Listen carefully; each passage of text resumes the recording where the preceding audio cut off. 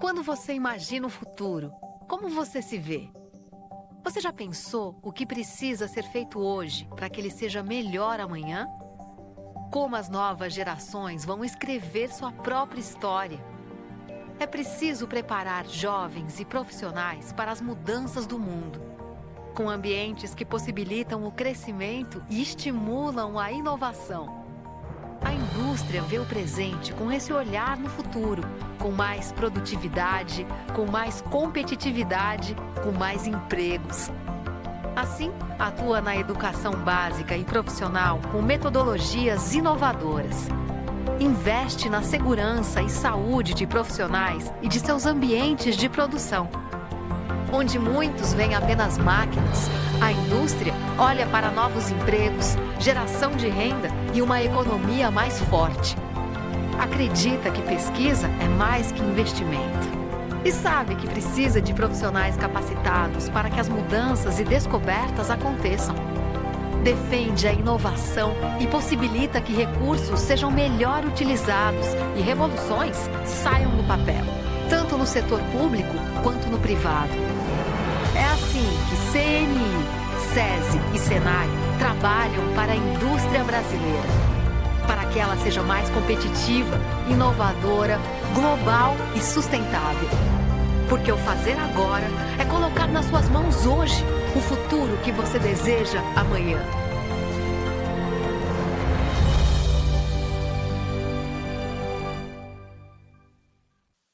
O Brasil é a nossa fonte de inspiração. E os brasileiros, os grandes personagens das histórias que contamos todos os dias, de todos os cantos do país. Existimos para transformar realidades, para ajudar a fazer as perguntas certas com inteligência e distribuir conteúdo de alto nível. Vamos além das notícias. Cobrimos, reverberamos.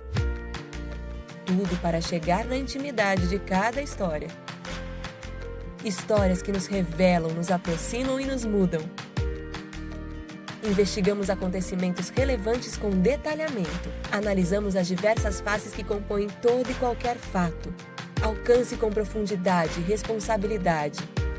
Como fazemos? Com diálogo, informação e opinião forte, respeitando a de cada um, refletindo a diversidade que nos faz brasileiros. Somos um canal de troca e interatividade. Saber primeiro, entender melhor. Criar juntos conteúdo para todas as audiências. Nosso propósito é fortalecer a sociedade democrática com jornalismo confiável. Acreditamos na interdependência da sociedade e das instituições. Ajudamos a transformar o Brasil porque nossas histórias mexem com as pessoas. E não é isso que fazem as boas histórias? Somos agentes de mudança e mudamos junto com o país que traduzimos. Inovação é cotidiana. Estamos todos conectados. Somos Brasil. Somos o nosso ontem, o hoje. E estamos comprometidos com o nosso amanhã. Somos Globo.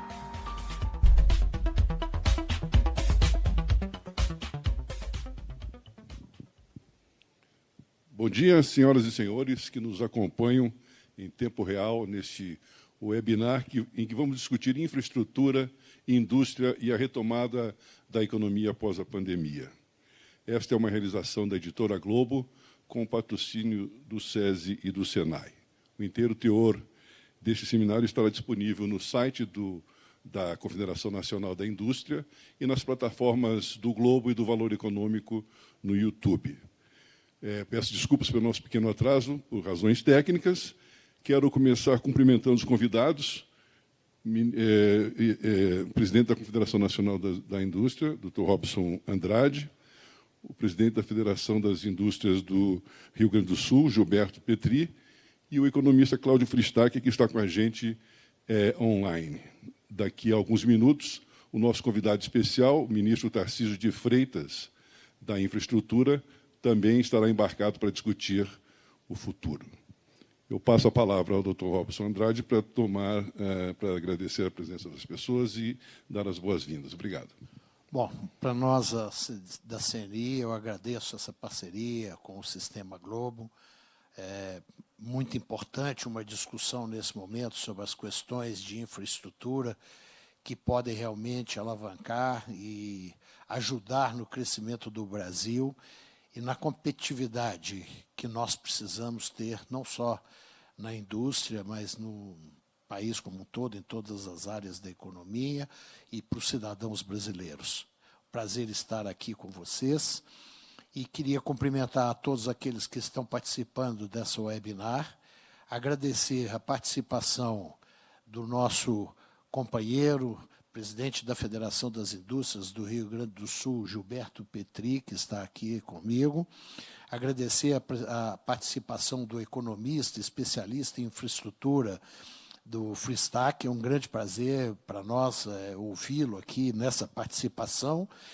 E também agradecer já antecipadamente que o ministro Tarcísio de Freitas estará participando dentro de poucos minutos, estará com a gente, então para nós também é um prazer que o ministro esteja com a gente.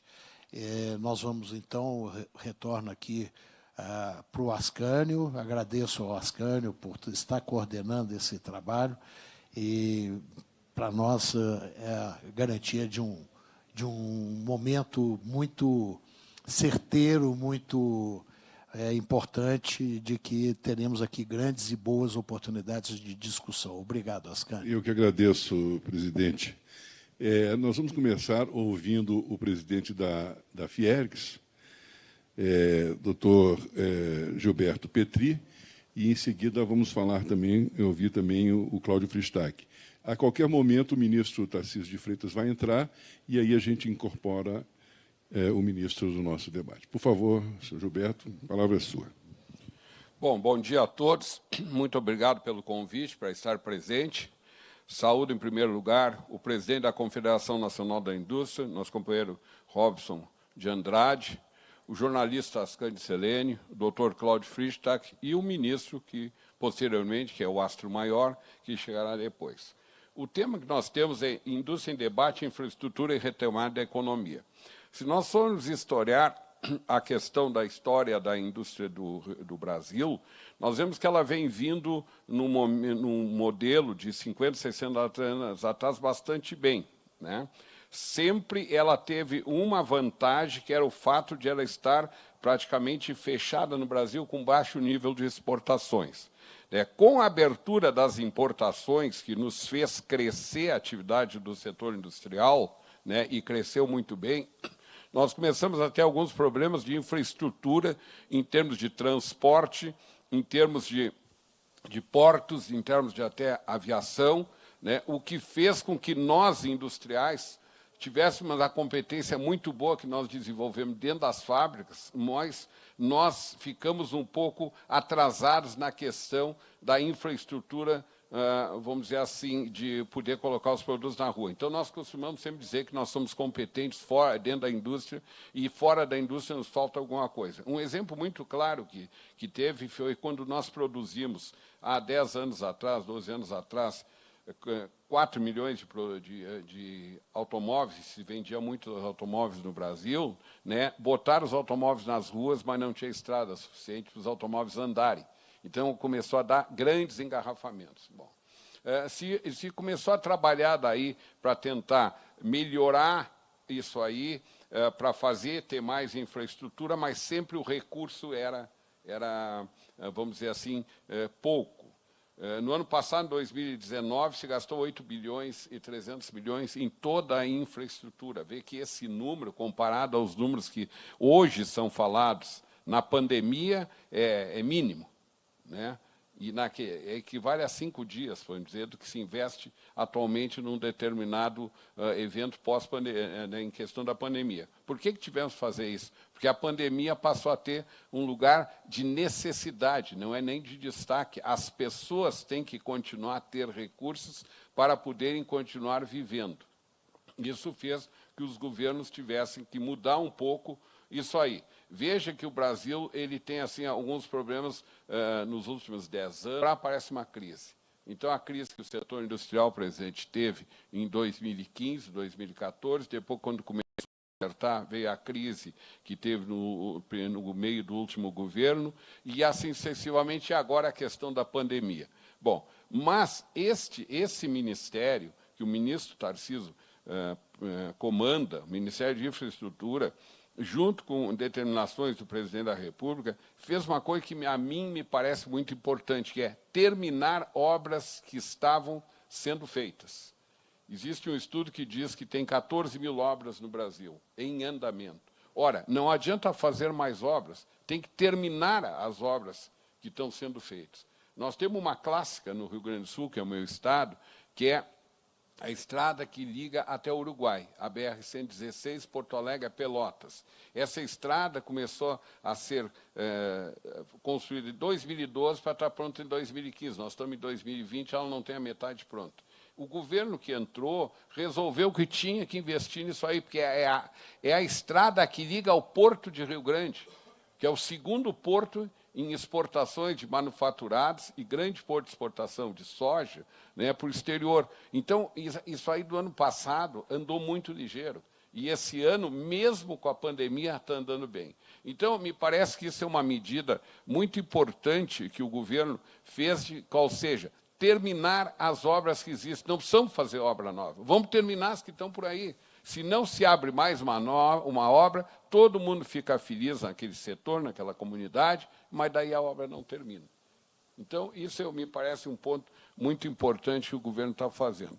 Se nós conseguirmos acelerar e terminar as obras que são necessárias na área de infraestrutura, nós, na indústria, que estamos bastante competitivos, vejam que o Brasil exporta hoje para o exterior de manufaturados, é bastante, não é pouco, né?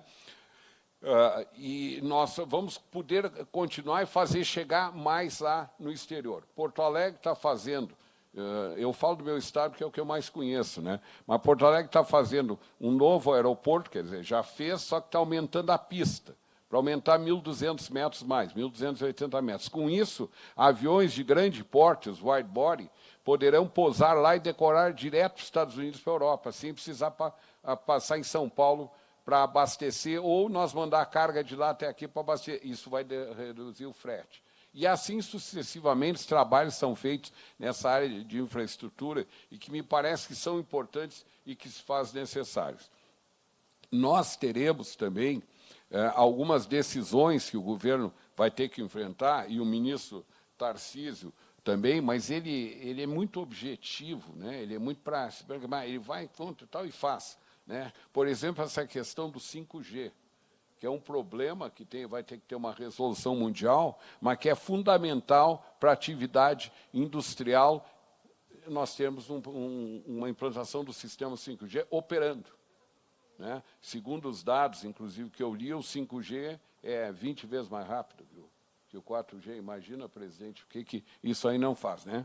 Então, nós temos muitas coisas que requerem uma infraestrutura grande, uma infraestrutura logística boa, e que nós não temos, está sendo feito. Veja que se critica muito, Ascânio, né, que, por exemplo, que na China se faz a questão uma estrada muito rapidamente. Tá? Porém, tem que ver que a China tem um sistema de governo que é completamente diferente do nosso. O nosso sistema, que é uma democracia estabelecida, faz com que exijam determinados fatores e processos que nós teremos que concluir até poder fazer uma estrada. Né? Então, isso é diferente. Outra coisa que nós temos que lembrar é que o Brasil, há 50 anos atrás, em 1960, tinha 90 milhões de habitantes, hoje tem 212. Isso faz com que precise mais casa, mais escola, mais hospital, mais pontes, mais estradas, né? Mais tudo, enfim, empregos e tal. Isso sempre tem que ser levado em conta pelas pessoas. Mas eu penso, e não querendo me estender, que isso aí está tudo sendo olhado para o governo.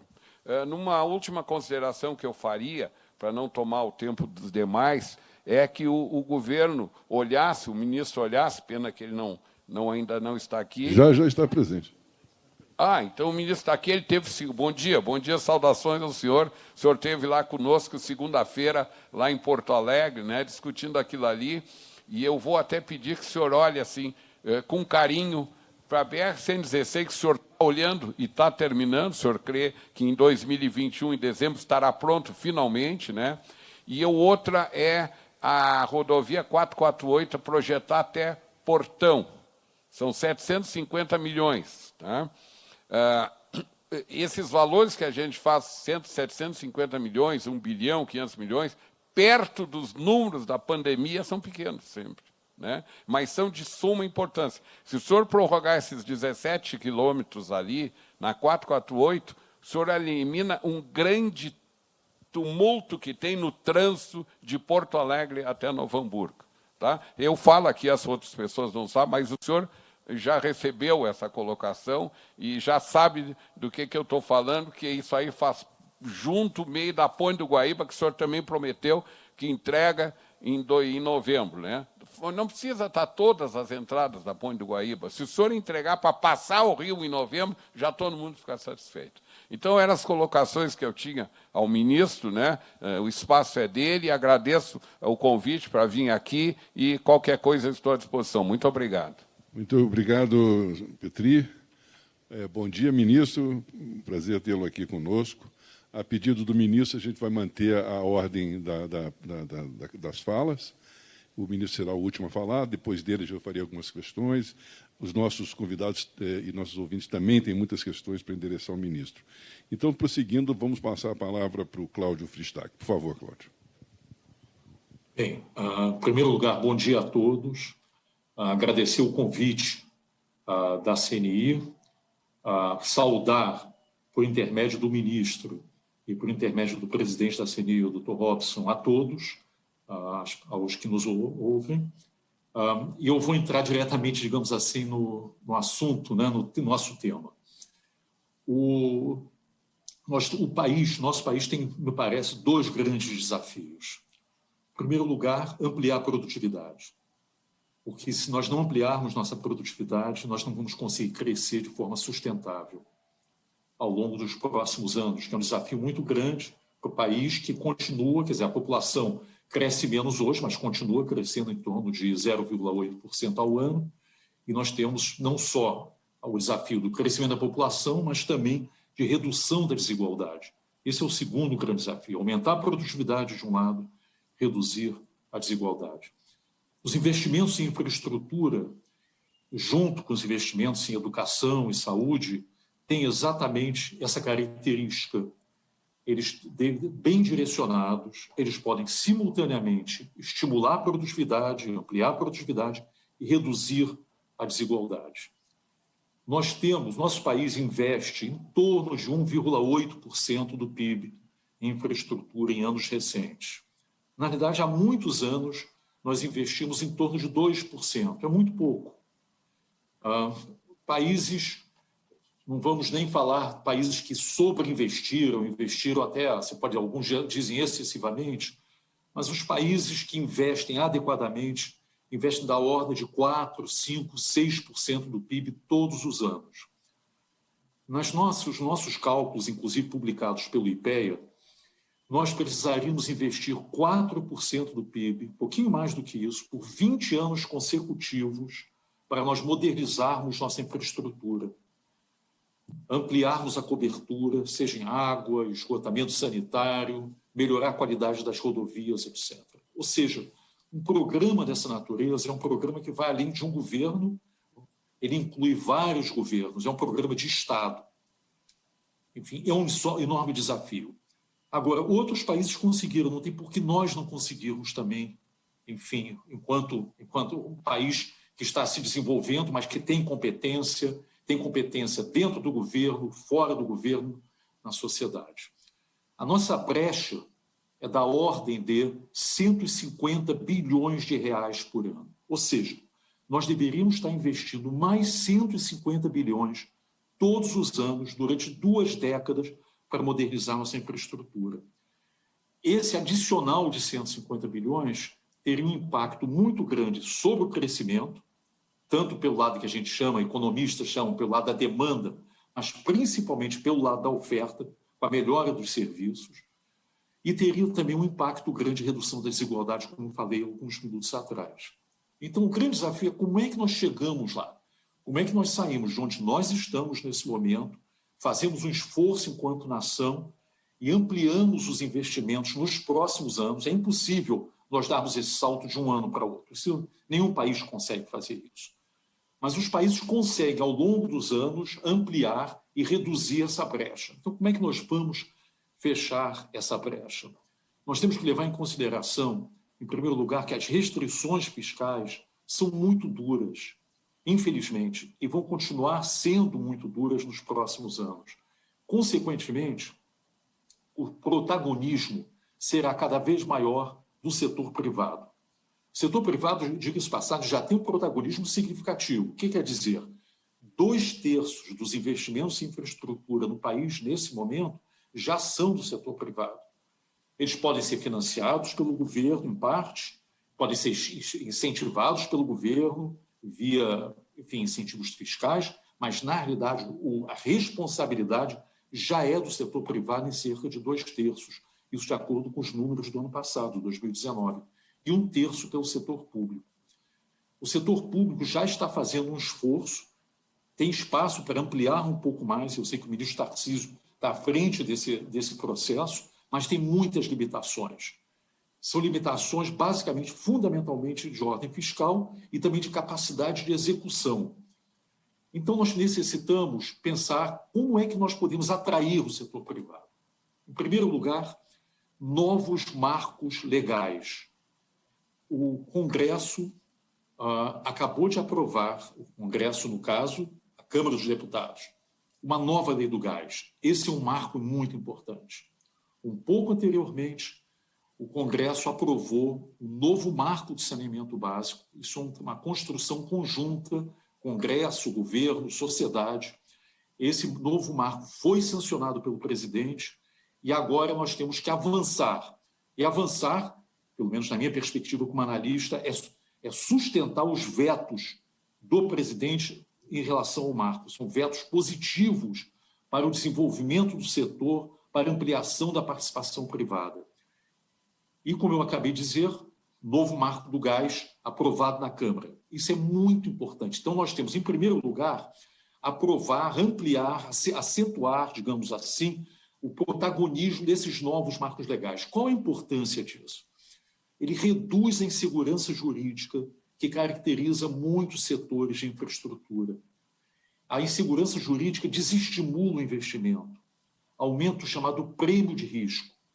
E o prêmio de risco implica de que os investidores vão pedir mais retorno no mesmo projeto. Então, nós temos que dar mais segurança aos investidores aprovando esses marcos. O Congresso tem feito um bom trabalho nesse sentido, o governo idem, e nós temos que, nesse momento, acelerar, ampliar, estimular, de tal maneira que esses marcos e outros marcos, a exemplo do setor ferroviário, sejam aprovados nesse ano, o ano que vem, no mais tardar. Segundo lugar, é muito importante ampliar, garantir a autonomia e o funcionamento eficaz das agências regulatórias. Uma nova lei das agências foi aprovada no ano passado. De novo, um belíssimo trabalho conduzido pelo nosso Congresso. Mas não é suficiente aprovar a lei. Nós temos que avançar e implementar, executar a lei. Garantir que as agências reguladoras efetivamente tenham, de fato, autonomia, que os diretores sejam efetivamente qualificados. E isso porque reduz o grau de imprevisibilidade regulatória. De novo, ao fazer isso, você amplia mais os investimentos, você atrai os investimentos nacionais e internacionais. E terceiro, eu vou terminando por aqui, que eu acho que meu tempo já está esgotando, existe o desafio dessa brecha de 150 bilhões, inclui o financiamento desses recursos. De onde virão esses recursos? E nós temos que pensar em novas modalidades de financiamento. E, particularmente, nós temos que ampliar o escopo possível e introduzir o que denomina-se de Project Finance. O Project Finance, desculpe usar essa expressão em inglês, porque a tradução nunca é muito boa, mas ela é caracterizada pelo seguinte fato: os projetos se financiam em função do seu fluxo de caixa, de tal maneira que as empresas, os desenvolvedores, os investidores, reduzem sua exposição. 150 bilhões a mais anualmente, não há recursos, não há balanço, como a gente diz, que consiga sustentar esse delta, essa brecha, digamos assim, para nós cobrirmos essa brecha. Então, nós temos que olhar a experiência internacional, que é muito rica nisso daí. Nós temos que trazer a indústria de seguros para dentro desse processo. Nós temos que repensar a questão do financiamento, pensando já no médio e longo prazo. Nós não temos isso no Brasil. Qualquer investimento ele tem essa complexidade de financiamento, nós temos que superar se nós efetivamente vamos modernizar a nossa infraestrutura. Eu agradeço aqui a oportunidade, mais uma vez, saudando mais uma vez o ministro Tarcísio, enfim, o presidente da CNI, e eu agradeço, enfim, eu acho que eu termino por aqui, que eu acho que eu já esgotei meu tempo, com certeza. Muito obrigado a todos. Muito obrigado, Cláudio. Uma excelente explicação, um excelente panorama para a gente aqui. Vou passar a palavra agora ao presidente da CNI, Robson Andrade, por favor, e em seguida a gente fala com o ministro e o ministro ouve a palestra do ministro. Bom dia a todos. O ministro já tinha feito referência à sua participação no início. É um prazer o senhor estar aqui com a gente. Eu acho que todas as questões, as principais questões relativas à infraestrutura foram abordadas aqui pelo Gilberto Petri, pelo Cláudio, de maneira muito clara e muito rica. Mas eu queria abordar, claro, tocar em alguns temas que foram colocados, mas iniciar essa minha fala aqui abordando a questão do emprego. Hoje nós temos no Brasil, já vínhamos e agora se agravou com a pandemia, a questão do emprego, da geração de renda, dos impostos, do ajuste fiscal do governo. E continuamos com questões importantes no Brasil a serem discutidas, como a questão da saúde, da educação, e até na saúde o Brasil deu uma grande demonstração para o mundo agora, de um trabalho extremamente bem feito e de um sistema que, na realidade, acaba sendo universalizado e pode ter alguns problemas, algumas dificuldades, mas realmente tem um sistema muito bom. Mas a questão do emprego, a gente, até o ano passado, a gente discutia muito se a questão do emprego estava relacionada à automação, indústria 4.0, os avanços tecnológicos, a questão da inovação. E essas discussões continuam, mas a gente vê que o emprego também está ligado, uma ligação direta, importante, como sempre foi, à questão dos investimentos.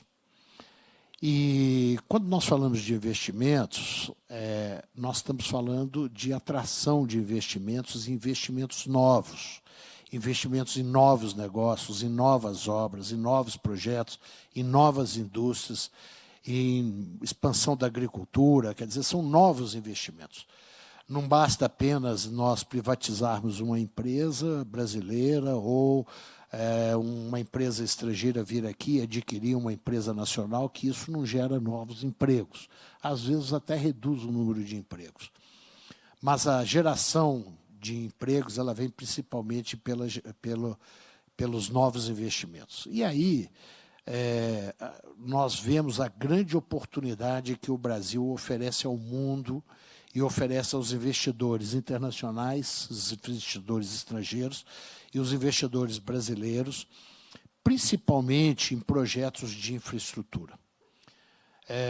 E os projetos de infraestrutura, como o Cláudio falou, nós não temos no Brasil os recursos necessários para investir 4, 5% do PIB com recursos públicos na nossa necessidade de infraestrutura. Nós temos um déficit de infraestrutura que vem de décadas de investimento, de baixo investimento em infraestrutura.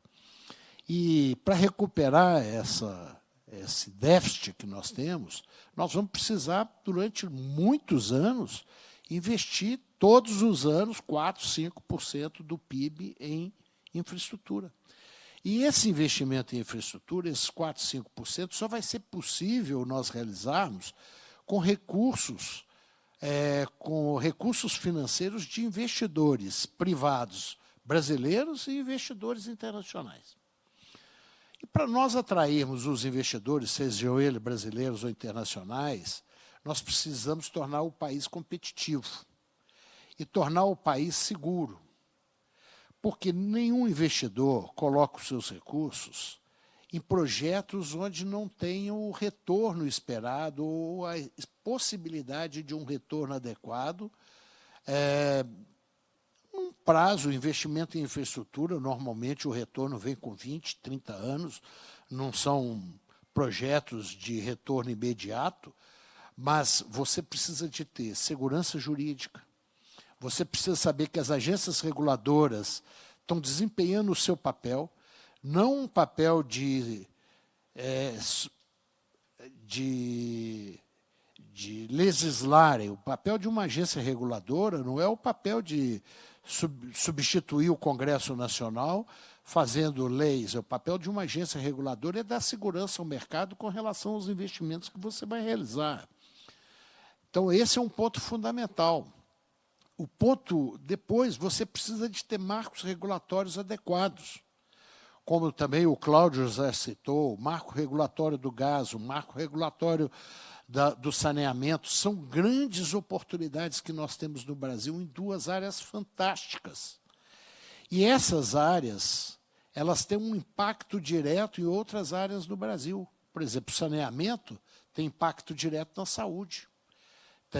Por outro lado, o gás tem impacto na competitividade da indústria brasileira, de diversos setores da economia brasileira que vão se beneficiar dos investimentos necessários e que vão ser permitidos agora pelo marco legal do saneamento e marco legal do gás. Que o Congresso, de maneira muito responsável, analisou, discutiu com a sociedade, ouviu os diversos setores, ouviu o governo e aprovou esses marcos regulatórios.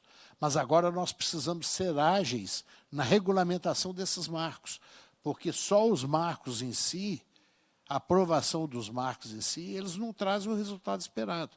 É preciso que haja regulamentação.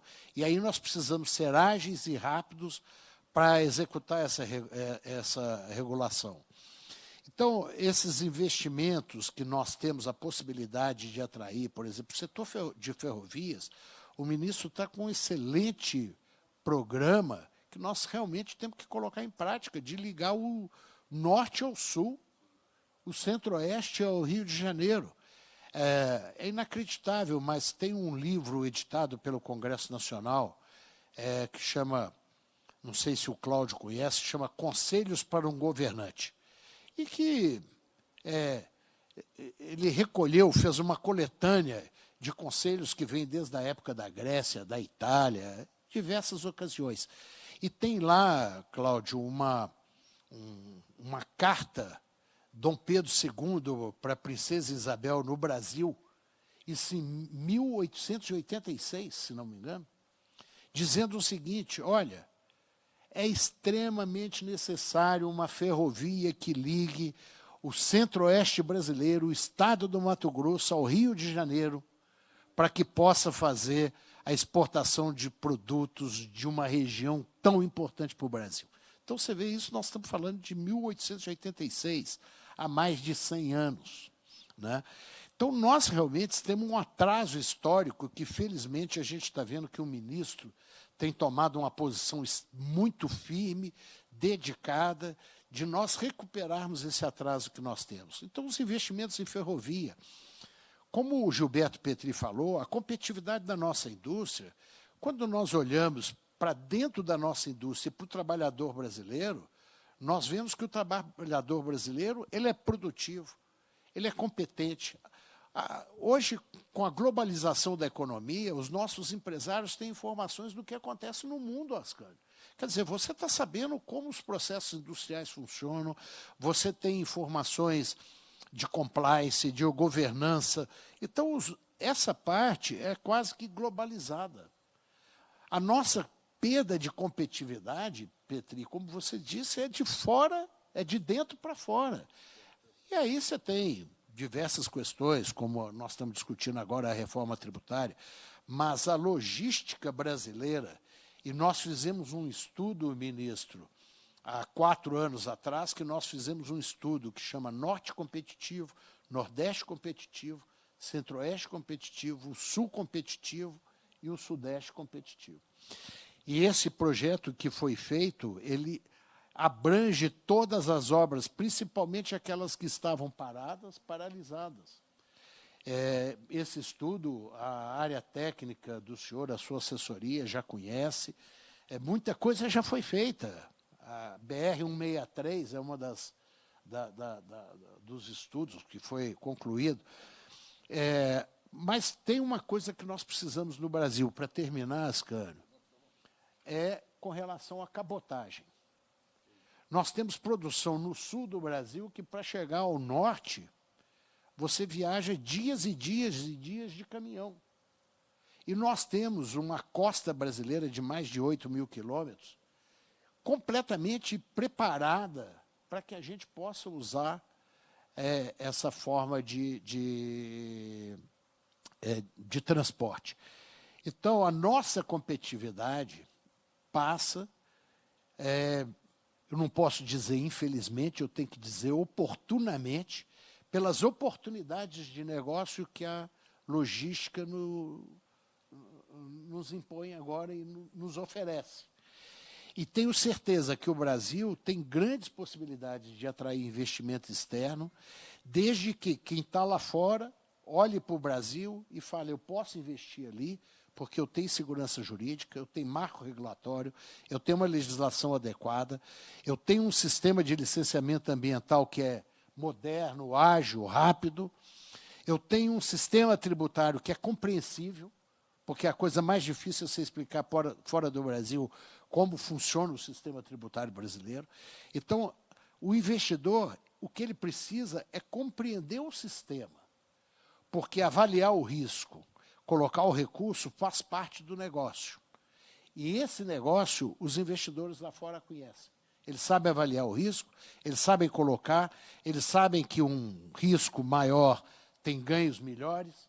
Então, isso eles sabem. Nós precisamos aqui dar a eles agora, aos investidores brasileiros, aos investidores estrangeiros, as condições necessárias para que ele possa avaliar o risco e escolher o Brasil como a grande oportunidade que nós temos de investimento. Obrigado a todos. Muito obrigado, presidente Robson Andrade. Boa explanação.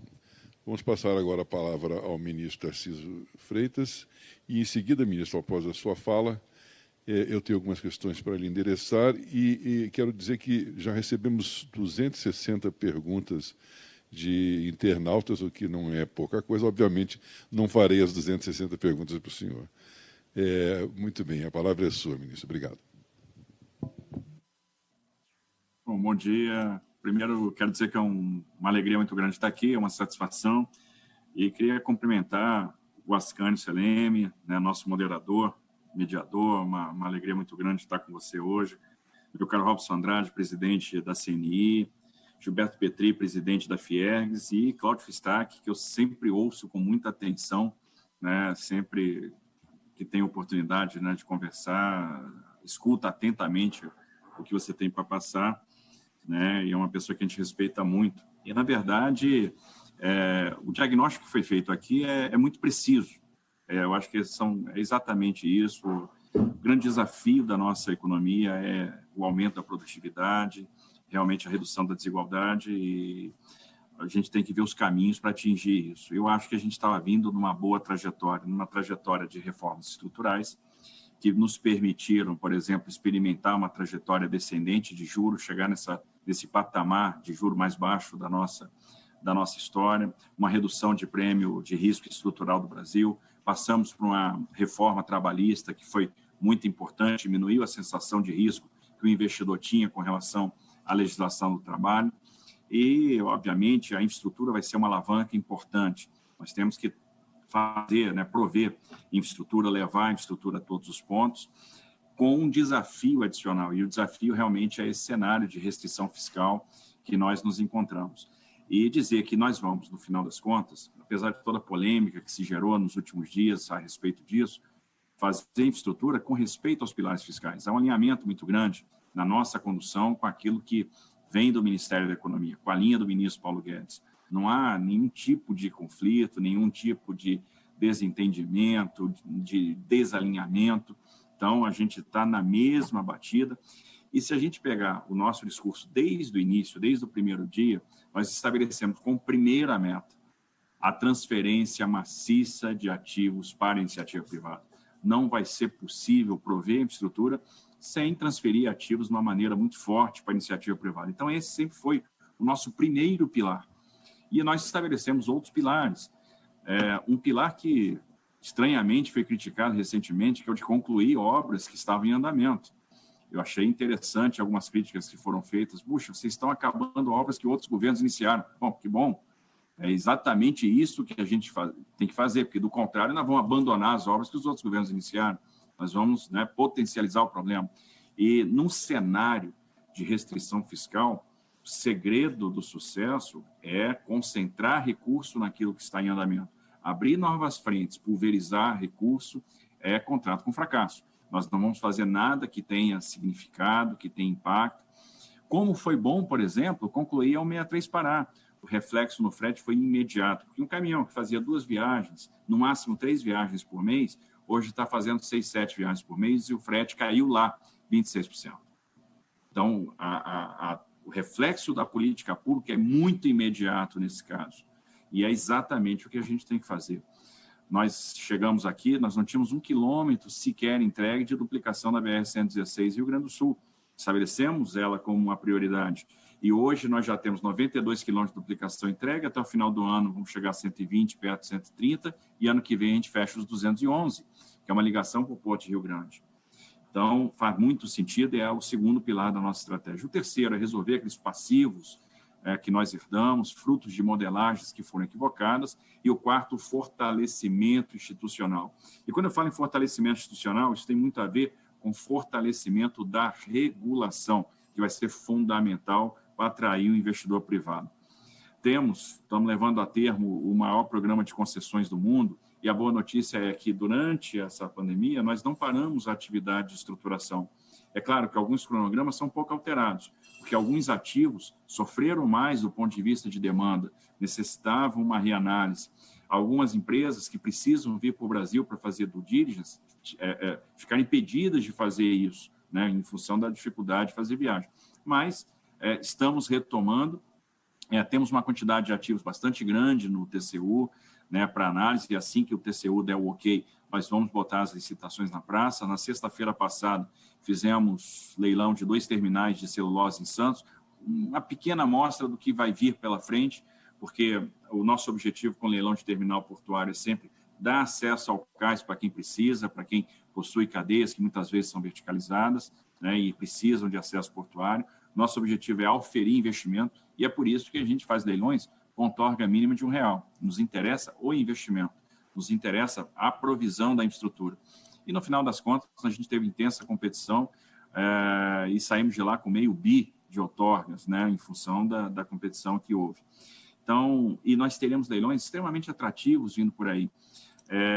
Sempre me perguntaram, bom, mas você acha que o investidor virá para o Brasil? E a resposta é sim. Por quê? Primeiro, nós temos uma tradição de respeito a contratos.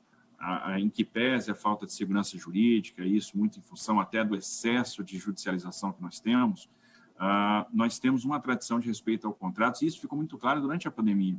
Não quebramos nenhum contrato. Suportamos, por exemplo, as pressões que aconteceram para abrir cancelas, para liberar pedágios. Não, nós mantivemos os contratos, encaramos a pandemia como uma situação extraordinária, uma situação de caso fortuito, de força maior. Estamos conduzindo os processos de reequilíbrio econômico-financeiro. Isso é uma sinalização bastante positiva. Também uma sinalização bastante positiva é a não indulgência para concessionários que foram responsáveis no passado. Ou seja, não está havendo um beneplácito estatal, nós estamos encarando, cumprindo realmente o contrato, exigindo o cumprimento dos contratos. Segundo, nós temos portfólio, isso é uma coisa importante para quem quer entrar no país. Não temos um projeto isolado, nós temos uma cadeia de projetos que tiram força do Plano Nacional de Logística. Não são projetos que nascem a um acaso, eles têm um sentido logístico. Se perguntarem para nós por que a gente atribuiu, por exemplo, a Ferrovia de Integração do Centro-Oeste como destino de investimento cruzado na prorrogação da Estrada de Ferro Vitória-Minas, a gente tem a resposta na ponta da língua. A gente sabe que é uma ferrovia que fazia sentido. E dentro de um trabalho de hierarquização que contemplou 16 segmentos ferroviários, ela ficou em primeiro lugar na hierarquização, porque tinha a melhor relação CAPEX-demanda, ela tinha a melhor relação CAPEX versus taxa de retorno, ela tinha a melhor relação retorno econômico versus retorno social, né? E VPL negativo, caso fosse uma concessão precedida de obra. A partir do momento que a gente faz o investimento cruzado, aporta lá, direciona o dinheiro da outorga e recebe ela com pagamento de outorga. Vencemos o risco de engenharia. A virada de VPL, eu licito a operação e aí ela passa a ser atrativa, gera uma nova outorga que vai ser reinvestida no sistema. E isso é uma forma criativa de fazer provisão de infraestrutura, né? Sem machucar o orçamento, sem atacar pilares fiscais e crescendo na provisão da infraestrutura, na redução dos custos, no aumento de oferta ferroviária, e isso, obviamente, vai ter um reflexo no frete, vai ter um reflexo em competitividade e, de forma mais até imediata, um reflexo no emprego, que é o que nos interessa. Dessa forma, a gente vai fazer mais de 40 bilhões de reais de investimento ferroviário privado, criando várias alternativas portuárias que terão acesso via ferrovia, que é uma coisa que a gente não via há muito tempo, né? O portfólio é fundamental porque ninguém vai estudar o sistema tributário, que, como o presidente Robson colocou, é complexo, para vir aqui participar de um leilão. Há um investimento para participar de um leilão. E se houver o fracasso? Né? Então, tendo uma perspectiva de vários leilões, de vários ativos, há um interesse maior. Além disso, ativos combinados geram sinergia e isso é uma alavanca para taxas internas de retorno melhores. E esse é outro fator de atração. Nós temos excelentes ativos. Quem é que não vai estudar, por exemplo, um Porto de Santos? Quem é que não vai estudar uma rodovia Presidente Dutra? As rodovias do Paraná, que é um estado muito forte na indústria, no agro, né, na proteína animal. Quem é que não vai estudar um aeroporto de Congonhas, um aeroporto de Santos Dumont, ainda que em blocos, né? Me surpreendeu positivamente o interesse na Ferrogrão, que é um projeto, reconheço, difícil, né, que tem os seus riscos, mas a gente já está conversando com a iniciativa privada, desenvolvendo mecanismos que vão tornar esse projeto ainda mais viável. Nosso objetivo é fazer com que ele se torne uma realidade. Então, o portfólio é uma coisa fundamental. A qualidade dos ativos é uma coisa fundamental. Outra coisa que tem chamado a atenção no mercado é a sofisticação da estruturação dos projetos. Então, a gente está trazendo muitas inovações do ponto de vista da operação e, principalmente, do ponto de vista de mecanismos de compartilhamento de riscos. Os contratos hoje, a gente sempre parte da lógica que eles têm que ter uma certa flexibilidade. Contratos de concessão são contratos, por essência, incompletos. A gente não consegue prever o que vai acontecer no longo prazo. Em alguns casos, a gente tem que verificar quando que o investimento vai se dar, e aí foi um grande fator de insucesso no passado, o desalinhamento da demanda com o investimento. Nós estamos alinhando demanda e investimento, e isso às vezes gera 2 ciclos de investimento. Mas como garantir que aquela demanda vai acontecer? Nós estamos preservando um percentual do VPL para segundo ciclo de investimento e fazendo o fund com uma outorga variável que nós estamos introduzindo em todos os contratos. E essa outorga variável garante aquele percentual de VPL. E dessa forma, eu compartilho o risco de demanda. Eu estou usando a outorga variável, por exemplo, para amortecer risco de câmbio dentro do contrato, estabelecendo um mecanismo de hedge natural nos contratos. Então, a gente sofisticou muito a estruturação de projetos, né? E, obviamente, uma discussão regulatória agora que a gente trava com o TCU, e a partir do momento que essa questão regulatória for superada, vira máquina de salsicha. A gente vai começar a ter projetos saindo do tribunal com muita velocidade e isso vai fazer com que a gente atinja a nossa meta de fazer uma quantidade bastante grande de leilões. E só no âmbito do Ministério da Infraestrutura contratar 250 bi de investimento até o final de 22. É um objetivo ousado, porém possível.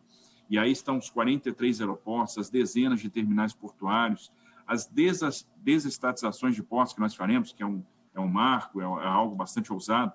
Essa desestatização lógica, casada com o BR do Mar, que é o Programa de Incentivo à Cabotagem. Então, essas coisas estão alinhadas, né? Existe muito planejamento por trás disso, né? Flexibilizamos agora recentemente a Lei dos Portos, eu crio o incentivo para a operação de cargas não consolidadas, eu crio o incentivo também para essas cargas não consolidadas no âmbito da navegação, permitindo o afretamento sem laço de bandeira nacional. Então, estamos atacando a questão do afretamento justamente para aumentar a oferta de embarcações. E, de uma certa forma, esse desatrelamento do lastro com certas reservas para manter o nosso mercado blindado de variações que nós podemos ter no mercado internacional, de maneira que a gente não tenha um êxito de embarcações para fora e um desatendimento do mercado local.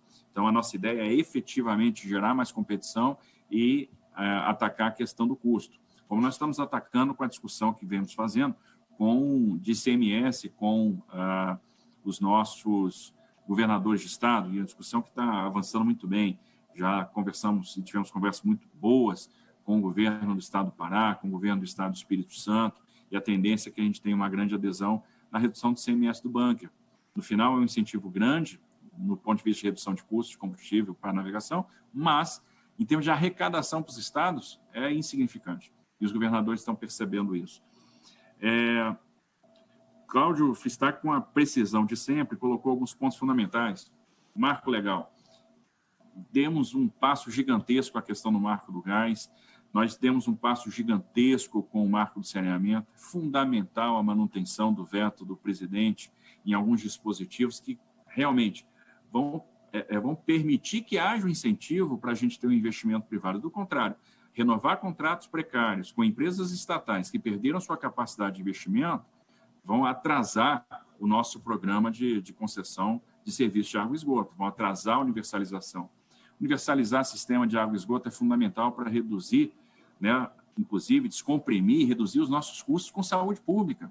Se a gente investe na educação básica com o FUDEB, investe em saúde pública, com a repercussão que nós teremos do saneamento, a gente já começa a ter as condições para pensar numa desvinculação de orçamento da União. E essa desvinculação de orçamento da União vai abrir o espaço fiscal para que a gente possa fazer mais investimento público.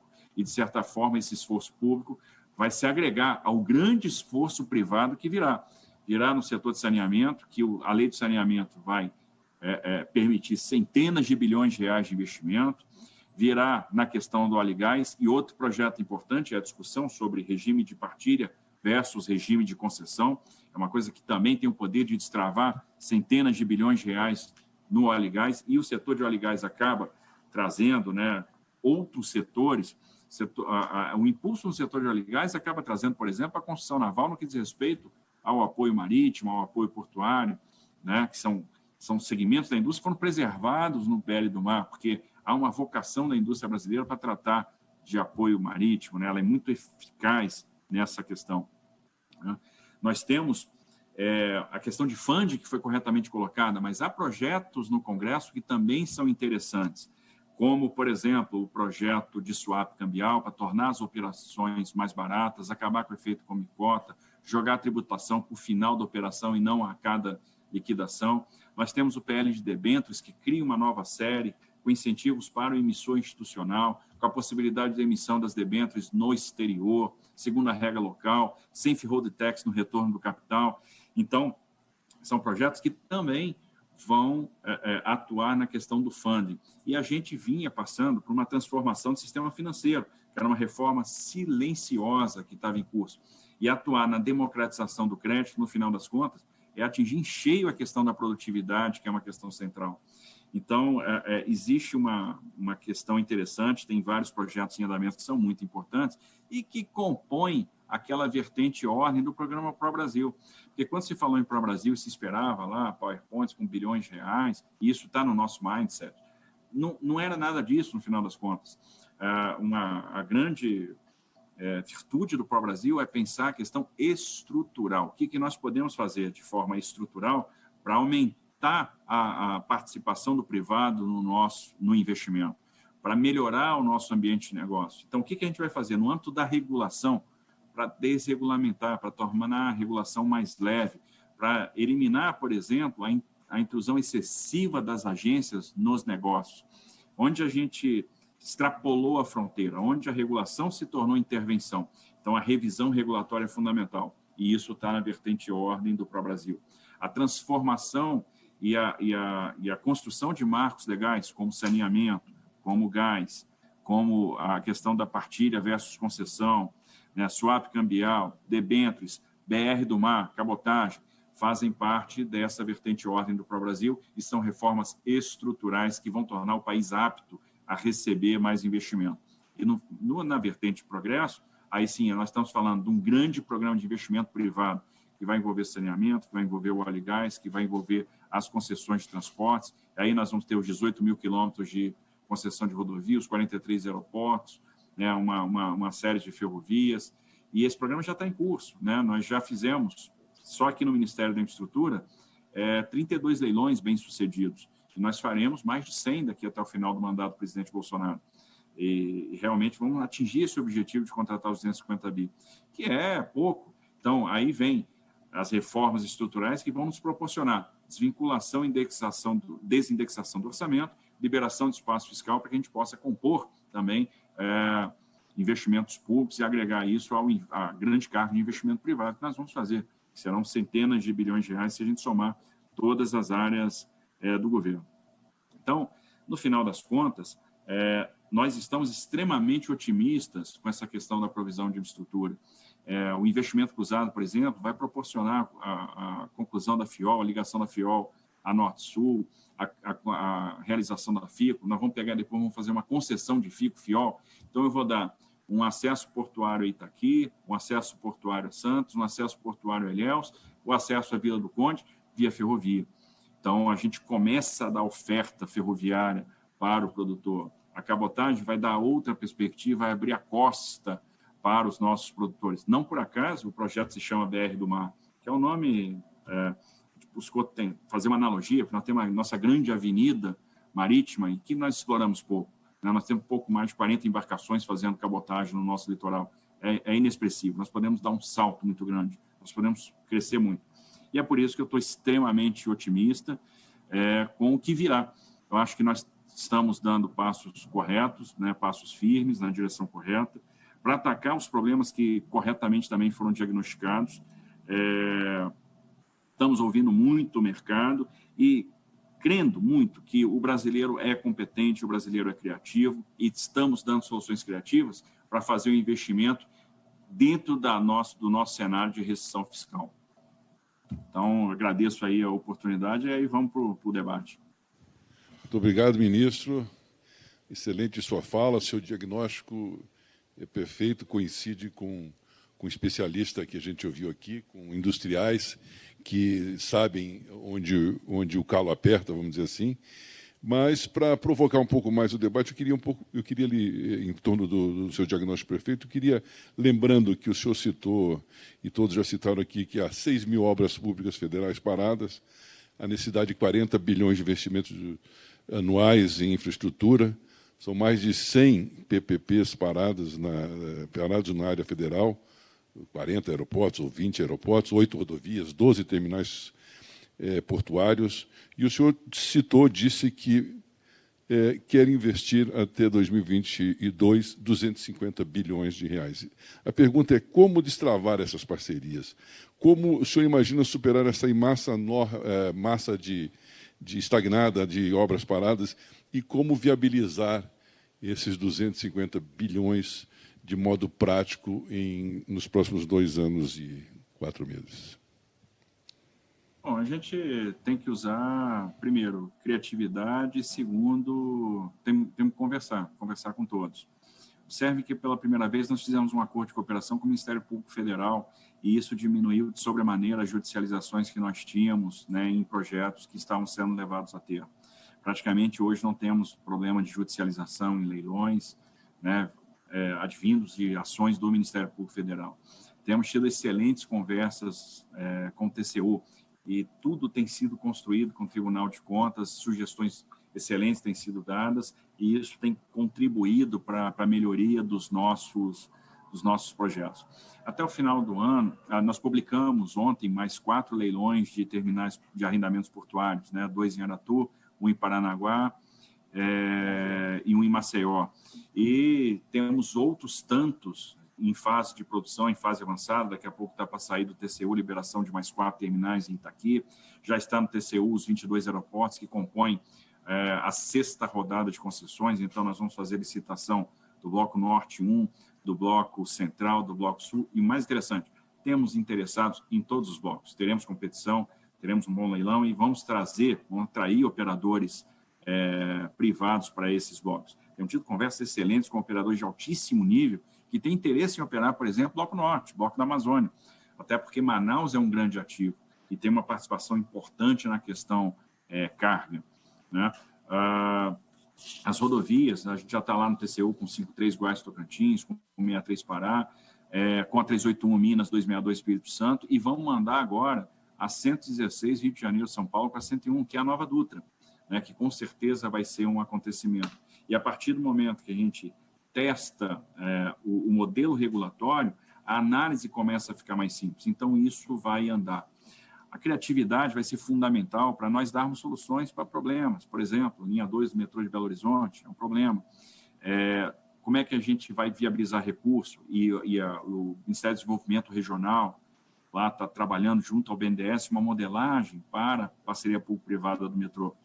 Uma parte do CAPEX vai vir da multa, da devolução de trechos antieconômicos da FCA. Então, a FCA paga por aqueles trechos que estão sendo devolvidos, a gente aplica esse recurso em outro empreendimento que é relevante, como as outorgas. A outorga da Vale está virando compra de trilho para Fiol, está virando ramal Cariacica-Anchieta, está virando ferrovia de integração do Centro-Oeste. A outorga da FCA vai virar Fiol 3 e vai ligar a Norte-Sul. E quando a gente fizer licitação FICO-Fiol, a outorga vai virar extensão até Lucas do Rio Verde. Outras outorgas poderão ajudar a financiar a Ferrogrão, né? E por aí vai. O investimento, a ponte de Foz está sendo construída sem R$1 público, porque existe uma sobra de recursos de Itaipu que precisa ser aplicada em investimentos que tenham relevância e que sejam importantes naquela região, e nós fizemos um convênio com o Estado do Paraná, que subrogou o nosso contrato para a construção da ponte. Itaipu paga o Estado paga a obra e a gente supervisiona. Nós temos que usar a criatividade para fazer a provisão da infraestrutura. Hoje nós estamos investindo quase R$700 bilhões no Paraná, na duplicação da 469, na extensão do aeroporto de Foz, na construção da 2ª ponte internacional, que nos cria um corredor bioceânico, e o 2º corredor vai ser criado também com uma ponte que vai ser feita em Carmelo Murtinho, Porto Peralta, Porto Murtinho, Carmelo Peralta, lá no Mato Grosso do Sul, com recursos também de Itaipu, só que aí do lado do Paraguai, né? Então, lá do Paraguai constrói a ponte. E aí nós estamos dando muita importância para obras que estavam paralisadas há muito tempo, como a travessia urbana de Tianguá, viaduto de Horizonte, a 63 Pará, que foi concluída ano passado. Retomamos a obra da Transnordestina, que é uma coisa fundamental. E se a gente for pensar, existem várias oportunidades que estão aí para que a gente utilize recursos que podem ser aplicados em obras. Temos os recursos que serão advindos, por exemplo, dos acordos de leniência. Então, basta usar um pouco a criatividade, botar a cabeça para pensar que nós vamos criar alternativas para atacar esse grande mal. E aí, claro, nós não podemos agravar esse mal. E aí, o trabalho conjunto do Executivo que tem que ser feito com o Legislativo, para que a gente tenha um direcionamento ótimo de recursos de orçamento, para que a gente não fique abrindo frentes em obras que não tenham significância, que não tenham relevância, que tem pouca taxa de retorno, né, em detrimento da conclusão de empreendimentos que são importantes e que precisam de aporte vigoroso para acabar. Não adianta pensar que a 470 Santa Catarina é importante e depois ficar reclamando que a obra se arrasta se ela receber 70 milhões de orçamento no ano, se é uma obra de R$1 bilhão, né? Aí, realmente, ela vai levar 10, 15 anos para acabar, não tem jeito, não tem milagre. Então, essa alocação ótima de recursos é um exercício que tem que ser feito, né, pelo Executivo em parceria com o Legislativo. É um exercício de mútua conscientização e a gente está sendo bem sucedido nisso. Nas reuniões que nós temos feito com a bancada, a gente tem conseguido né, um êxito no direcionamento de recursos de emenda para coisas que sejam realmente muito significativas. Muito bem. Com o Congresso, inclusive, o senhor tem que discutir essas mudanças regulatórias importantes que os setores da economia precisam, e também uma questão que o senhor falou, que é a desvinculação de recursos orçamentários. Isso também passa pelo Congresso, o diálogo terá que ser eficiente. Eu imagino que o senhor concorde com isso e tenha realmente endereçado um bom diálogo com os parlamentares. Agora, como anda esse diálogo, ministro? E depois, onde o senhor vê recursos que estão vinculados, que podem ser mexidos nessa altura Bom, primeiro, o diálogo é excelente, né? E a gente tem que aproveitar o ímpeto reformista que nós temos no parlamento. É um parlamento que resolveu encarar de frente reformas importantes. Encarou de frente a reforma da Previdência, está encarando a reforma tributária, que é um assunto super espinhoso, um debate super complexo, encarou de frente a lei das agências, encarou de frente a abertura do capital estrangeiro para o mercado de aviação, encarou de frente o saneamento, encarou de frente agora o gás. Então, nós temos marcos muito importantes e o Congresso não tem se furtado a discutir essas questões. Há uma consciência já de vários parlamentares que há um excesso de vinculação do orçamento da União, e isso acaba tirando a governança sobre o próprio orçamento da União. Isso tira poder do próprio parlamentar em alocar de uma forma mais eficaz seus recursos. Nós temos vários fundos que recebem recursos vinculados, e aí nos cabe agora pensar o seguinte: qual é a efetividade desses fundos? Por que o dinheiro está indo para lá? Isso está se transformando realmente em ação do Estado? A política pública está chegando na ponta? Essa política pública é eficaz? Esse novo olhar sobre a efetividade das políticas públicas vai nos permitir, vai nos apontar várias vinculações de recurso que podem ser desfeitas, que podem ser quebradas. Isso vai construir um espaço fiscal, e aí, como o ministro Paulo Guedes sempre fala, não se trata de furar o teto, se trata de quebrar o piso. E isso traz o espaço fiscal para investimento, traz uma governança maior sobre o orçamento, e essa necessidade hoje já é percebida pelo próprio parlamento. Ministro, o senhor falou de a importância da União se desfazer de ativos, de transferir ativos importantes para a iniciativa privada. Mas, como se viu até agora nas privatizações, muito se prometeu, antes mesmo do governo Bolsonaro começar, e quase nada se avançou. A minha pergunta é: como desatar esse nó que parece mais firme que nó de pescador, que é quase impossível de romper? Lembrando que o secretário da privatização, Salim Matar, saiu do governo porque não conseguiu tacar a tarefa, né? Olha, uma das coisas que a gente aprende nos estágios de montanha lá no Exército é que os nós, eles têm que ser de fácil execução, eles têm que ser firmes e têm que ser de fácil soltura. Então... Das privatizações, né? Eu acho que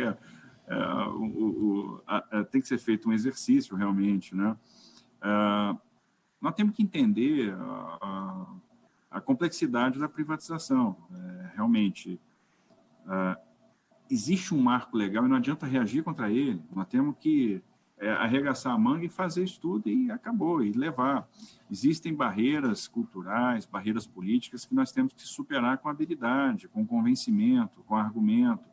Existe uma questão de foco. Vamos estabelecer assim, o que é importante privatizar e o que é rápido privatizar, o que é fácil privatizar e o que é relevante. Observe que nós chegamos aqui, acabamos com a inventariança da rede, que era algo que se arrastava há 20 e tantos anos. Não existe mais. Acabou. Ela foi encerrada no ano passado. Era algo que vinha desde a década de 90 se arrastando. Nós vamos marcar agora a Assembleia para bater a liquidação definitiva da Codomar. Opa, estão extinguindo uma empresa. Isso é muito importante. A Companhia Docks do Maranhão hoje é um container cheio de papel. E ela vai definitivamente acabar com a Assembleia Geral. Então, nós vamos liquidar uma empresa de forma muito próxima, né?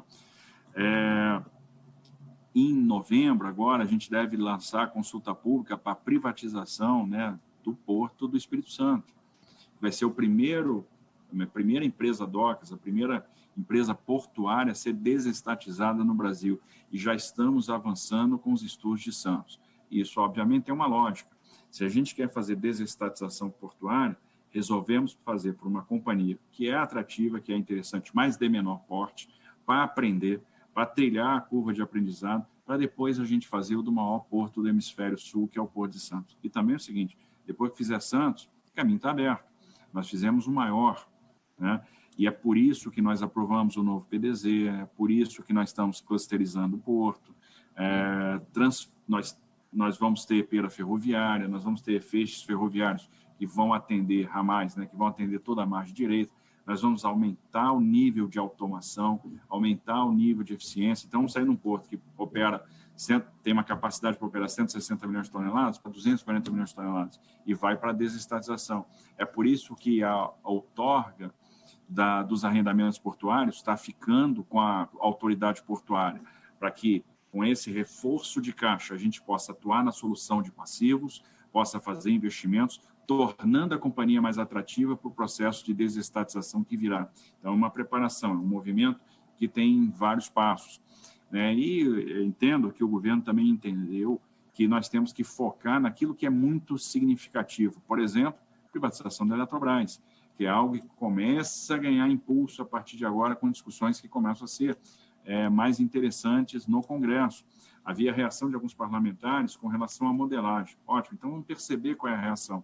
No final, o que ele quer é a mesma coisa que a gente quer, gerar valor para a companhia. Então vamos ajustar a quatro mãos essa modelagem, para vencer a barreira política, fazer isso passar no Congresso, porque a estruturação da operação de venda é algo relativamente simples e rápido, né? A coisa de 6, 8 meses é possível fazer, desde que a gente suplante esse primeiro obstáculo. Então, esse foco nós temos que ter. Se nós tivermos, nós vamos ser bem-sucedidos fazendo algumas privatizações muito importantes. Nós demos passos importantes na linha do desinvestimento de estatais, como foi o caso da BR Distribuidora, como foi o caso da TAG, operações de venda muito bem-sucedidas que estavam dentro do plano de desinvestimento das estatais e que, algum tempo atrás, seriam barreiras intransponíveis. Quem é que falaria em venda da BR Distribuidora alguns anos atrás? E ela foi consumada, isso foi realizado. Então, acho que há um bom caminho para ser percorrido pela frente. O governo está com o ímpeto de fazer realmente privatizações que tenham relevância, né, para dar até mostrar que os gestos serão feitos e a linha liberal é a que impera dentro do governo. Ministro, nossos internautas, alguns perguntaram sobre questões das ferrovias. A senhora já praticamente respondeu a quase todas elas, mas uma das questões que vale a pena trazer ao senhor é como atrair esses 40 bilhões de reais da iniciativa privada que o senhor falou para o setor ferroviário. E se o senhor não conseguir esse dinheiro, será que, a propósito do que disse o Dr. Robson de Andrade, a gente terá que esperar mais 150 anos para ver o sistema ferroviário eficiente do Brasil? Não, de maneira nenhuma. Eu acho que a gente entra no governo, a gente entra eu sempre faço essa analogia, numa corrida de revezamento. O governo não é uma maratona, né? Porque alguns pensam que é maratona, mas 4 anos não é nada, passa muito rápido.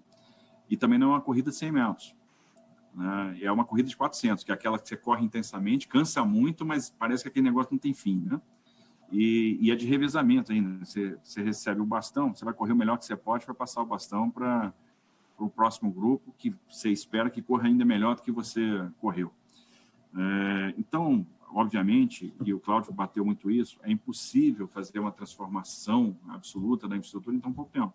O que nos cabe? Plantar as sementes e fazer o plano, porque infraestrutura é uma questão de Estado, é uma questão de longo prazo. Bom, e aí, poxa, 40 bi é muito dinheiro, né? Será que a gente vai conseguir? Vamos lá. Fizemos o leilão da Ferrovia Norte-Sul, 2,8 bi de investimento contratado. Aonde?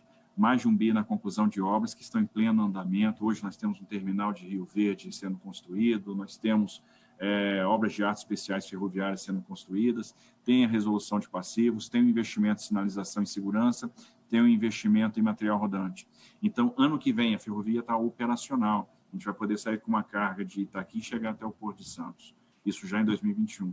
2,8 bi, não vamos perder a conta. Acabamos de fazer a prorrogação da Malha Paulista. Malha Paulista, 6 bi de investimento em 5 anos. Então, vamos sair de uma capacidade de 35 milhões de toneladas para 75 milhões de toneladas. Vamos ter a duplicação do trecho de Tirapina para Santos, contorno São José do Rio Preto, outros contornos ferroviários, construção de pátio, substituição de dormentes, substituição de trilho, porque nós vamos adequar a linha para, ao invés de trabalhar com posições de 80 vagões, trabalhar com posições de 120 vagões. Então, 6 bi em 5 anos, fora os 4 bi e meio que nós estamos pegando, 2,9 bi de outorga, mais 1,6 bi de acordos para a resolução de passivos, que pegam aí outorgas que ficaram pendentes no passado, resolução de passivos trabalhistas, enfim. Prorrogação da Vale, Estrada de Ferro Vitória Minas e Estrada de Ferro dos Carajás, 17 bi de investimentos. Então, por exemplo, nós vamos construir a ferrovia de integração do Centro-Oeste, nós vamos pegar 4 bi e meio de construção privada. Então, a Vale faz a ferrovia para nós, entrega pronta para o Estado. O que eu vou fazer depois? Vou licitar a operação. Já venci o risco de engenharia, o VPL virou, passou a ser positivo. Nós vamos ter mais 2 bi do ramal Cariacica-Anchieta, nós vamos ter mais 500 milhões de contratação dos trilhos da FIOL 2, que está em obra. E aí nós vamos fazer a licitação de Caetité e Ilhéus esse ano. Estamos só aguardando a manifestação do TCU para botar o edital na praça. Ali é mais 1 bi e pouco de investimento que nós vamos contratar.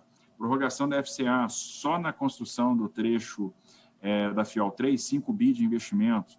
Né? Ferrogrão, que nós estamos trabalhando para deixar ela apta aí para um leilão bem sucedido. Aí a gente está falando de 12 bi de investimento. Extensão da Ferronorte, mais 8 bi e meio. Então, a Malha Sul, aí vai vir mais 8, 9 bi de investimento. Então, nós vamos conseguir fazer esse desenho e atingir essa meta dos 40 bi de investimento privado, e que, obviamente, é algo que vai ter continuidade ao longo dos anos. Retomamos a obra da Transnordestina.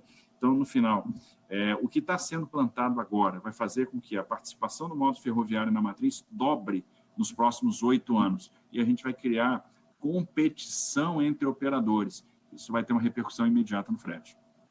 Muito obrigado, ministro. Mais uma questão de internauta aqui, que é bastante importante.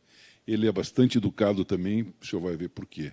A pergunta é a seguinte: como resolver a falta de capitais internos e a dificuldade de receber capitais externos, dada a pouca familiaridade do atual governo com a sustentabilidade ambiental? Pouca familiaridade é a parte do CADA que lhe falei. Olha, muito bem. É um desafio, enfrentamos aí um problema de narrativa, e o que acontece? Será que nós temos pouca familiaridade com o tema da sustentabilidade? Bom, o Brasil tem mais de 60% de matas preservadas, tem a segunda maior reserva florestal do planeta, tem 84% de Amazônia preservada, tem 44% de matriz energética renovável, a Alemanha tem 14%. Né? E se a gente for para a Amazônia, por exemplo, a gente vai ter a oportunidade de conhecer o empreendimento de Carajás, que é um empreendimento absolutamente sustentável. A parte de floresta mais preservada do estado do Pará é a Floresta Nacional dos Carajás, que é preservada pela iniciativa privada. Se a gente for na bacia petrolífera de Urucu, no município de Coari, a 660 quilômetros de Manaus, a gente vai ver um exemplo onde a exploração do óleo e gás coexiste com a preservação da Amazônia. Nós temos clareiras que são esparsas, onde nós temos ali a exploração com floresta absolutamente preservada no entorno, com transporte dutoviário. Nós temos um gasoduto que liga Coari, que liga Urucu a Manaus, e que, no final das contas, permitiu a conversão das térmicas do Amazonas, que queimavam óleo diesel, né, e hoje queimam gás natural. Então, algo absolutamente sustentável, um exemplo, algo que me orgulha como brasileiro de ver, e que talvez a gente venda mal. E é essa consciência que a gente procura trazer para os investidores. Nós temos trabalhado bastante isso com os investidores, trouxemos para trabalhar conosco algumas entidades ambientais respeitadas no mundo, como a Agência GIS da Alemanha, que está trazendo o olhar da mudança climática para os nossos projetos. Estamos trabalhando com o Climate Bond Initiative, que tem olhado os nossos projetos para que eles nasçam com selo verde, Nós precisamos fazer projetos que sejam sustentáveis por uma razão muito simples, para ter acesso a mais uma forma de funding. A gente sabe que os fluxos financeiros vão estar atrelados aos padrões ambientais. E a questão ambiental é fundamental, um elenco muito grande de investidores. Isso é inescapável. Né? E é por essa razão, que a gente trouxe entidades para estruturar o projeto conosco. Olha meu projeto, o que eu tenho que fazer? Como é que eu vou compensar os efeitos, os danos do meio ambiente? Como é que eu vou trabalhar a compensação? Onde é que eu vou fazer e como eu vou fazer o plantio compensatório? Que limitação eu vou estabelecer nesse ativo para transporte de combustíveis fósseis? O que eu vou trazer de mais sofisticado em termos de travessia de fauna? Então, eu vou construir um elenco de atividades em cada um desses projetos para fazer com que ele nasça sustentável, para que ele nasça com selo verde, para acessar o Green Finance, para acessar o Green Bond. E aí a gente vai perceber que algumas concessionárias de ferrovias no Brasil já estão acessando, já fizeram emissões de Green Bonds. E isso é muito interessante, abre o caminho e outros projetos nascerão aptos também a esse mercado verde, né? Então, o programa ferroviário do Brasil está nascendo com selo verde, que nós trouxemos essa percepção e esse cuidado para a estruturação de todos os projetos. Nós temos uma responsabilidade com o nosso patrimônio ambiental, que foi mantido ao longo do tempo e será mantido por nós também. Essa é a nossa responsabilidade como brasileiro. Nós temos que ser exemplos para o mundo e, de certa forma, nós somos bem-sucedidos até aqui e continuaremos sendo.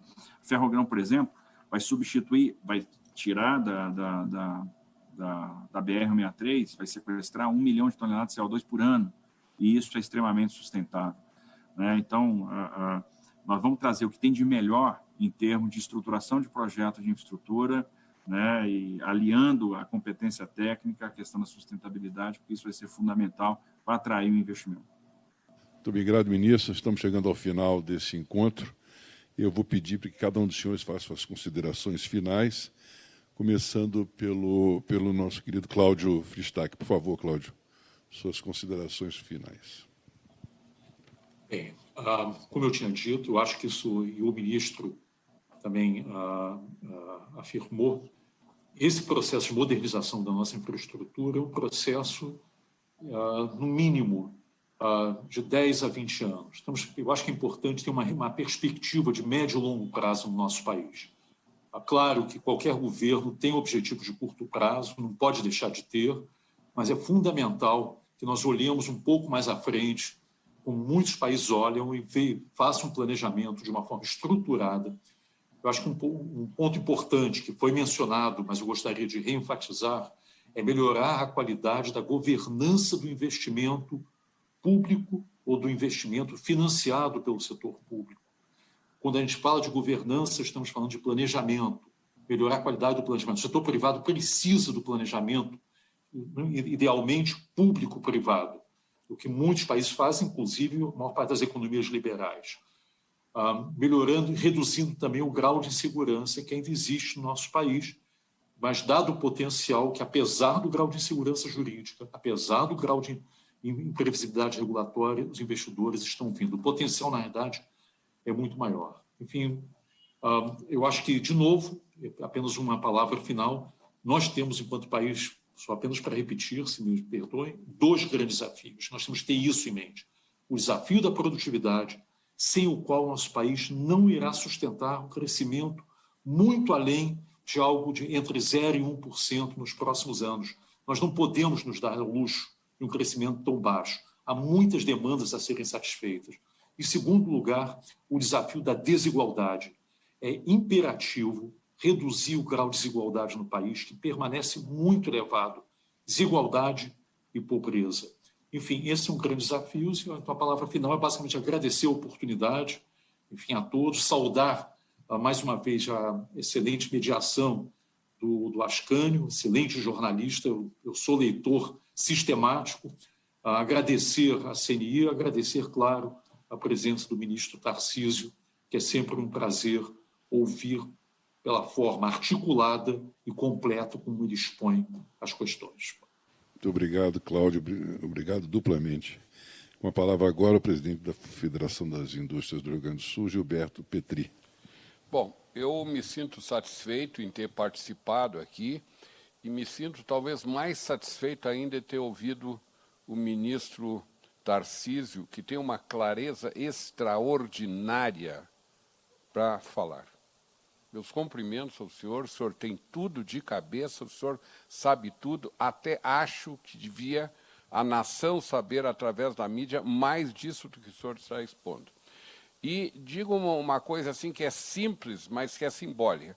A nação, as pessoas trabalham para o povo, para a sua população. Isso é nível mundial. Quando definiram que a BR-116, que para mim é um exemplo muito sistemático, que eu passo 2, 3 vezes por ano lá, né, eu dizia para minha mulher, por que eles esperam para entregar a obra pronta? Por que não entregam trechos?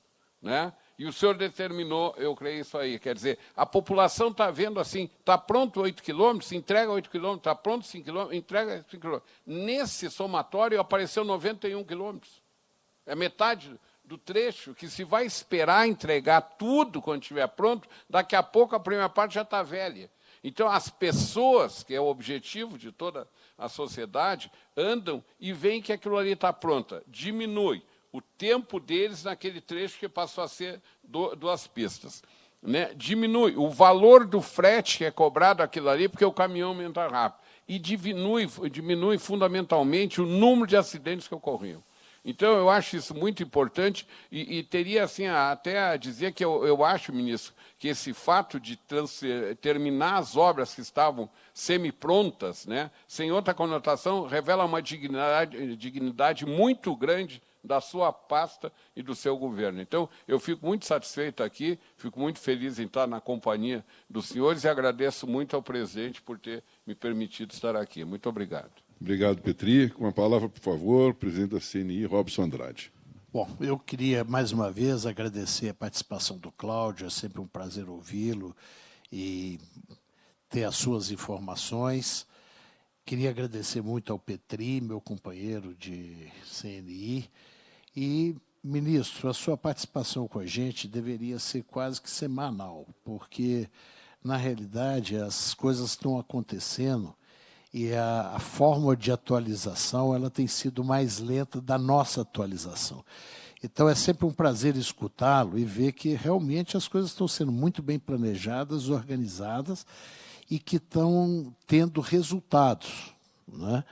Quando a gente vê o planejamento que está sendo feito da BR Brasil, o planejamento que está sendo feito para o setor ferroviário, a retomada das obras paralisadas, nós até na CNI tínhamos colocado uma posição de que a retomada das obras paralisadas, o retorno do investimento que está sendo feito deveria ser apenas calculado sobre o que falta investir, não o que já foi investido.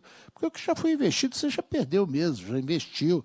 Se foi bem ou mal, se foi bem feito, se foi mal feito, não importa. Você tem que ver o que precisa ser feito. É claro que todas as obras são importantes. Essas obras paralisadas, essas obras que estão sendo retomadas, são obras que têm um ativo importante para o país, para a sociedade e para a produtividade e competitividade do Brasil. Então, meus parabéns, é sempre um prazer muito grande estar aqui com o senhor e discutir essas questões. O senhor pode contar com a indústria brasileira, porque a indústria precisa muito dessa infraestrutura.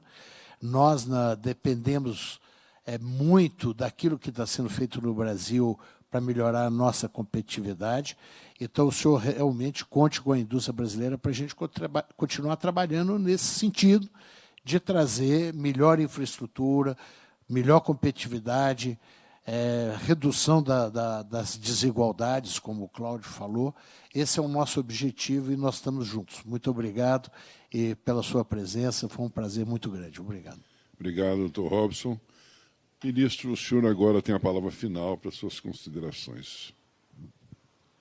Bom, eu queria mais uma vez agradecer a honra grande de participar do webinar tão qualificado, de tão alto nível. Agradecer você, Ascânio, por essa brilhante mediação, né, um jornalista tão importante. Agradecer ao Dr. Robson, presidente da CNI, que faz um trabalho muito importante também para o Brasil, Petri, da Fiergues, né, que está umbriando, e agradecer ao meu professor Cláudio, né, que sou consumidor dos seus trabalhos, né, leio os seus livros e, enfim, estou sempre aprendendo. O trabalho nosso aqui no Ministério da Infraestrutura é um trabalho de aprender. A gente aprende todo dia algo novo, né? E a gente precisa consumir essas informações. Hoje de manhã, um produtor do Piauí me mandou um WhatsApp e disse assim: puxa, você não está atendendo de fato a produção do Piauí. Eu perguntei por quê. Ele falou que você não considerou tal empreendimento. Eu falei, ok. E aí, quando a gente pega o mapa do Piauí, é verdade. Opa, aqui tem uma oportunidade de melhoria. Eu aprendo todo dia com os caminhoneiros que estão na pista, né? Estou em 40 grupos de WhatsApp. Percebo os apelos dele todos os dias, né? E a gente tem sempre o que aprender, sempre que avançar. Realmente, essa tarefa é uma tarefa de longo prazo. A gente está aqui tentando fazer o nosso melhor. Recebemos o bastão, vamos passar esse bastão para frente de uma forma melhor que nós recebemos. Estamos plantando sementes que vão germinar e outros vão fazer também a sua plantação, a sua colheita.